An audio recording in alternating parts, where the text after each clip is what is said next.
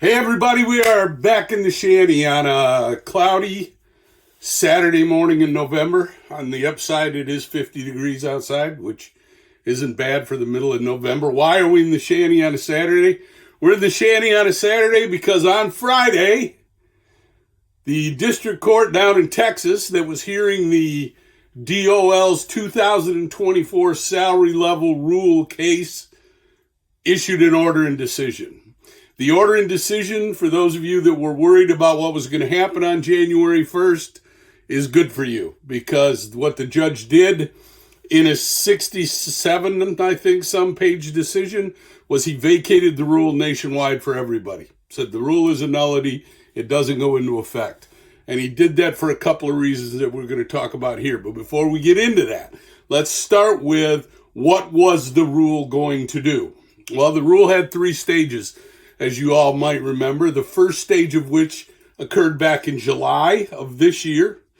On July 1st of 2024, the salary level test, and remember we're talking about the salary level test, we're not talking about the duties test, although the judge talked about the duties test a lot, nor are we talking about the salary basis test. Those are still there, they haven't changed. Nothing in the rule was going to change them, nothing in this decision changes them. We're talking about the salary level test. And what was going to happen in the rule, what happened on July 1, 2024, was the salary level went from the $684 a year, which is about $35,000 in change, up to $844. So before Friday, that's what the salary level test was in the United States. Then there was 2 more parts to that rule. On January 1 of 2025, the salary level was going to go up again from $844 to $1,128. And then on July 1 of 2027, and every 3 years thereafter, there was going to be an automatic increase in the salary level based on a formula that was written into the rule about how these things were going to go up. Again, the judge's opinion was 67 pages long. He was clearly thinking about an appeal. There's a lot of statistics in this opinion. He does a really good job of hoisting the DOL on its own petard, in that he quotes the DOL from 2019 quite a bit. Remember, that's the Trump administration rule that raised the salary level to what it currently is now. That rule was deemed to be valid. And he goes back to the 2016 rule quite a bit. So basically what the judge did was, let me boil it all down for you and tell you what the judge did. Basically what the judge did was this. First of all, he said, look, he goes through this long history, gives the entire history of the salary level test from the DOL under the FLSA, starting with the first increase right up to this last one. And he explains what they did and how they did it, and makes reference to reports and studies and all kinds of stuff. There's charts, there's graphs, the opinion was clearly drafted with, like I said, an appeal in mind. But the first thing he did is he said, look, you can have a salary level test. Even though the statute only speaks in terms of duties, you can have a salary level test. Now, the judge didn't have any choice. He had to do that because just recently the Fifth Circuit, in a case called Mayfield, said that a salary level test was okay. But what the Fifth Circuit said in that case, which is where this Texas court sits in the Fifth Circuit, was you can have a salary level test, but it's not unbounded. It doesn't give the DOL absolute authority to do whatever they want. And what the Mayfield court basically said, and I told you when we talked about that, was they had given this judge kind of a roadmap for how to invalidate this rule. What the Mayfield court basically said was you can't have a salary level test that subsumes the duties test, because what the statute provides for is a duties test for executive, administrative, and professional employees. And now we've got, of course, computer employees and outside salespeople. But what the court's talking about here really is executive, administrative, and professional employee. So you can have this salary level test, but it can't consume the duties test and make it a nullity. The DOL has the authority under the statute that has been given to them by Congress to define and delimit the rules for this exemption. Now, the court says define and delimit is not an absolute right to do whatever you want. There's boundaries to that. All right? The court said the DOLs set the salary so high in this rule that it basically does what Mayfield says it can't do. It eliminates the duties test as a real test of whether somebody is an executive, administrative, or professional employee. In fact, what the court basically said was you did the same thing that you did in 2016. Remember, the 2016 rule was promulgated by the Obama Department of Labor. You did the same thing you did in 2016 that we found, this very court found to be invalid back in 2016. You can't do that. All right?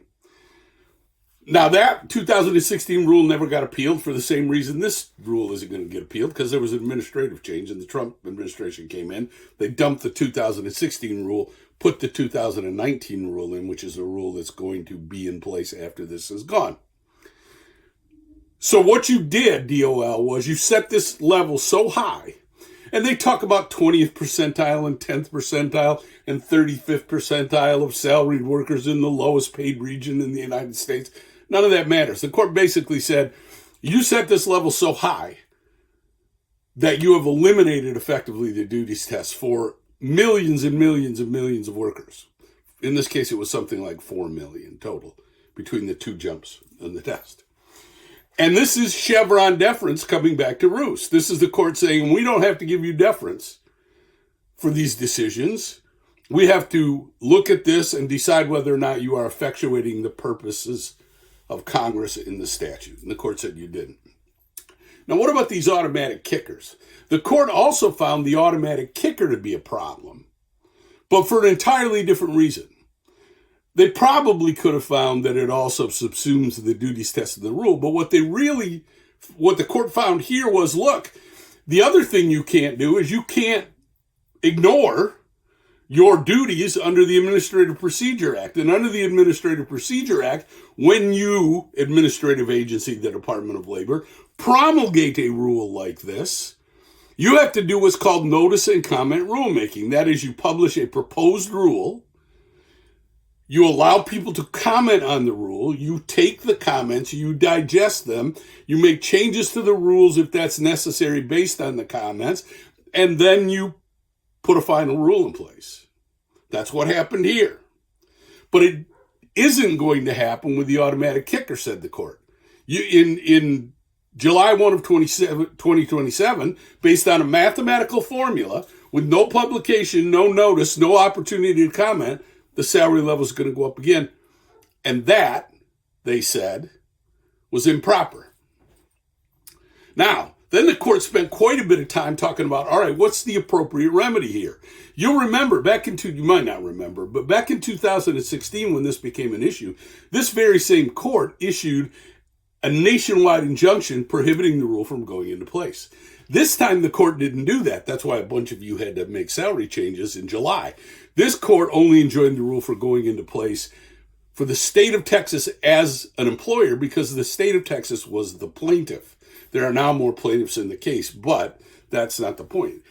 The court then said, what's the appropriate rule here? Do I just fashion a remedy for the named plaintiffs, or do I fashion a remedy for the entire United States? And they spent a great deal of time discussing the fact that this rule is illegal on its face.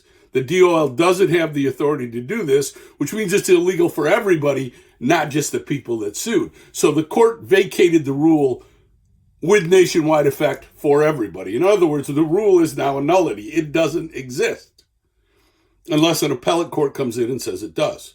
So the rule is gone. All right, so what does that all mean? What it means is that we are now, the salary level test in the United States of America is now $684 a week, which is about 35,000 and change a year. And the highly compensated salary level is $107,452, which is what it was before July 1 of this year, of 2024. And now I know what you're saying. You're saying, wait a minute. I give some people raises so that they could remain salaried exempt employees. Yes, you probably did. And now it turns out you probably didn't have to give those raises. I mean, you did because the rule was in place, but the rule's not there anymore. And now there's a gap between what you have to pay and what you actually are paying. And the next question that's going to come out of all your mouths is, can I cut all those people's pay? I'm going to say to you is slow your roll a little bit. I've said that a lot lately. In that, you're going to want to talk to one of us or your employment and labor lawyer before you start cutting people's pay willy-nilly. Because there's consequences for doing that. You know that. And even if there might not be legal consequences, and I'm not saying there aren't, there are rules about cutting people's salary and keeping the salary level and salary basis test intact. There's regulations on that. You're going to have employee relations issues if you go ahead and do that too. So think about it before you do it. That's all we got. I know that's good news for some of you because some of you were worried about this next level. And the first one wasn't such a big deal and it didn't affect that many people. According to the DOL, about 1 million people across the nation. But this one was going to affect a lot, according to the DOL, about 3 million across the nation. Well, now you don't have to worry about it. And there's your early New Year's present. See y'all next time.